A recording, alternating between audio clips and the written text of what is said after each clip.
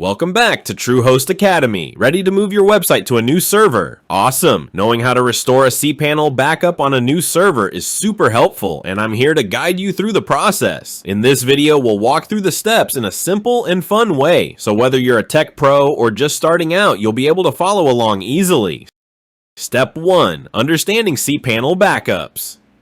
First things first, let's talk about what a cPanel backup is. Think of it as a safety net for your website. It saves all your website data, including files, databases, and email accounts in one place. There are two main types, full backups and partial backups. Full backups save everything, while partial backups let you pick and choose what to save.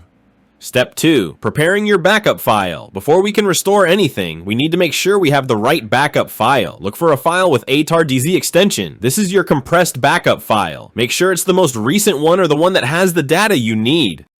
Step 3. Uploading the backup file to the new server. You have a few options to upload your backup file to the new server. Use an FTP or SFTP client for smaller files. Use SSH if you have access with the SCP command to securely copy the file. Use the file manager in cPanel to upload directly.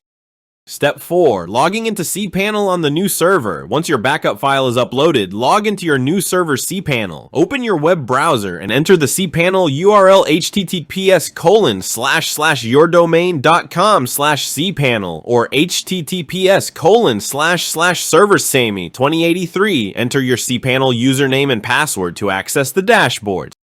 Step 5. Restoring your website files. To restore your website files, open File Manager in cPanel. Navigate to the directory where your backup file is located. Extract the .tar.z file and move the unzipped files to the appropriate directory, like public_HTML.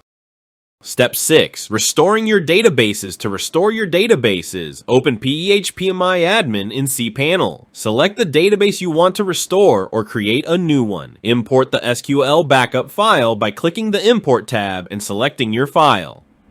Step 7. Restoring email accounts. If you have email accounts to restore, create the email accounts in cPanel under Email Accounts. Restore email settings like forwarders, filters, and autoresponders. Use an email client like Thunderbird or Outlook to import your email backup if needed.